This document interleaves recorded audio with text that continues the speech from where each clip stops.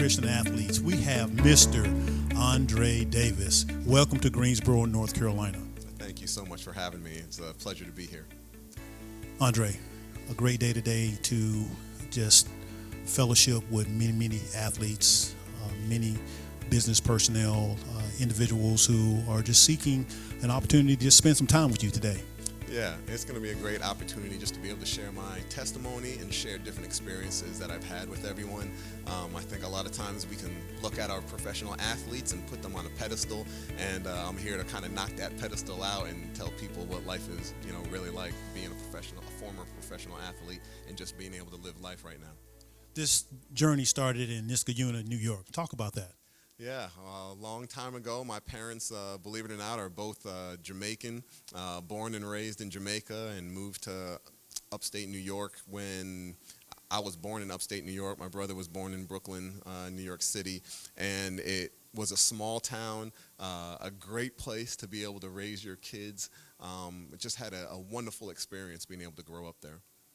Town of maybe 5,000, and now you grow into Virginia Tech, Blacksburg, and then, of course, your venues and your professional career. Let's talk about that. Yeah, it was an amazing. It's one of those things that growing up in the neighborhood that I was from, there weren't a lot of professional athletes. That wasn't something that people were really vying for, or that was their motivation. But for me, sports was always a part of it, and I really believe that God put something in me early on to make me competitive and to make me really enjoy sports. And so I always wanted to kind of use sports as a opportunity for ministry, and it's really interesting, and I can't wait to talk about it a little bit later tonight on how God really brought me from my faith with my family, a strong faith-based family, and then brought me along the way from Niskayuna, New York, all the way to the second round draft pick in the NFL. Track was one of your favorite sports, as well as soccer and football, but track was your number one sport, from my understanding. And in everyday life, we are all track runners. What are some of the hurdles that individuals have to jump in today's society? Oh, man, that's a great question. There are so many hurdles. I think oftentimes in life we look at these big hurdles. People say, you're looking at, there's adultery when it comes to marriage. There is cutting the corners when you're in business, when you're in job opportunities. There are so many different things that people have distractions and different things to take them off their game. And I think ultimately for me, the way I've always looked at it is just to keep my eyes focused on Jesus in everything that I do. And when I'm able to do that, I'm able to put my all in everything that I'm doing, whether it was professional sports, whether it was in the classroom when I was in school, whether it's serving, whether it's engaging with other people. It's really being able to understand how important relationships are and how important it is to go through the process. Just like you said, we're all running a race, and a race is not won by taking shortcuts. It's a matter of going through it, putting the work in, and then going out there and taking it step by step and making sure that you finish this race. Many have heard the old saying, Houston, we have liftoff. And in Houston, things took off for you. Talk about that. Yeah, I think it first started off with Houston, we have a problem. I really didn't think I was going to make the team when I first got there. Being a free agent, you try to look for different opportunities that are available to you, and Houston gave me that opportunity. And little did I know when I got there, they were pretty loaded at wide receiver already. And so to be able to start the season off and not even make the active roster was a really big challenge for me. But I think that was another opportunity that the Lord was able to take me, humble me, and help me to go through the process. And so to see how that season started compared to how that season ended was a true testimony that I can't wait to share with everyone else later on today. Absolutely. We look forward to that. Just a few questions for you. What are some of the biggest challenges that athletes face today?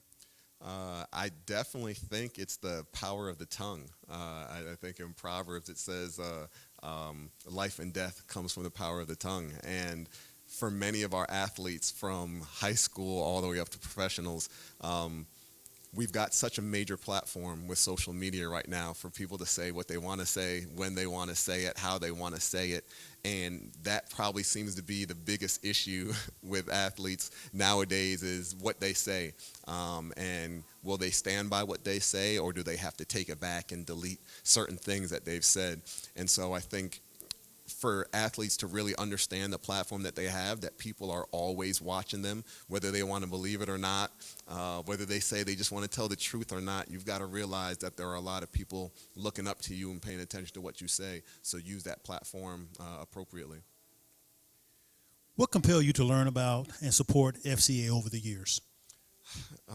Like I said earlier, my family has always been a faith-based family. My parents introduced me to Jesus Christ early on in my life, and so I based everything that I was doing in the atmosphere as a lifestyle, to be able to say, all right, how does my faith play into all of these decisions that I'm making?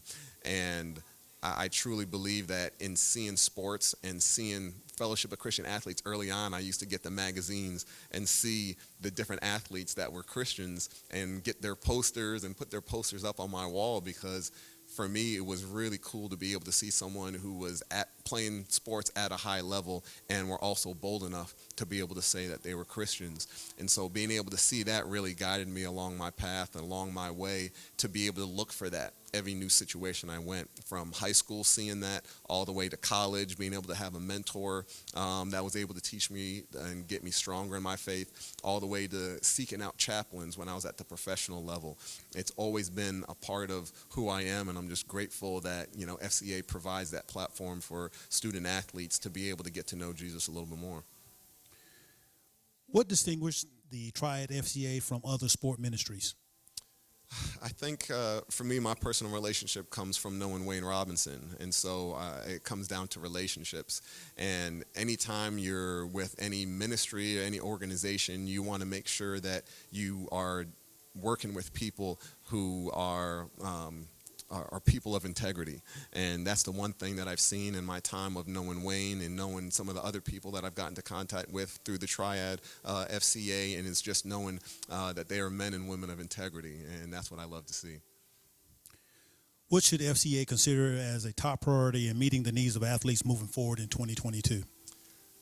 That's a really good one, because I feel like I'm so out of it right now. It's been a lot of years since I was in the sports arena, but at the same time, I have an opportunity to have a platform to be able to give back to student athletes. And so I think right now it's really for student athletes to understand their platform and to realize that they have something that's very special, that a lot of people here in our country are really into sports.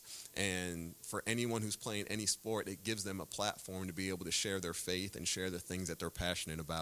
So if we can help our student athletes understand the position that God has them in, then I think they'll be better off for it for time to come. The Virginia Tech network is very strong. Tell us about your current affiliation with Virginia Tech University. Yeah, I'm currently the Director of Student Athlete Support and Community Engagement with the Athletic Department. I'm also on the steering committee for the university, as well as working alongside the Pamplin Advisory Council and the College of Business, helping out their Student Experience Committee. So it's one of those things that I was able to take my platform once again as an athlete, as a All-American, athletic and academic All-American there at the school, and be able to use my time, gifts, and talents to be able to give back to the school. I would consider you a AA battery, athletics and academics. How do you use that energy when you are speaking to young people? It's what we're there for.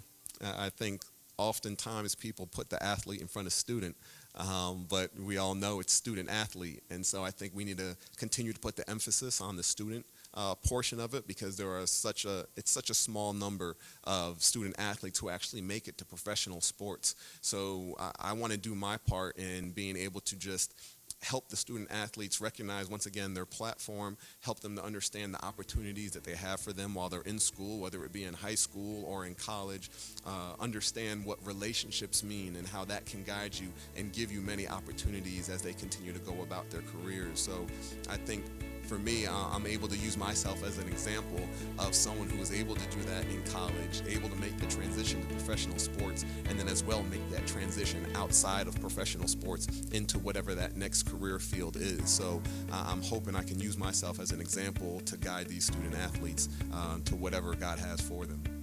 Greensboro would like to say thank you for bringing your message here tonight, and also the words of wisdom that you will share with many on tonight. And lastly, Triad, you have Mr. Andre Davis here with FCA.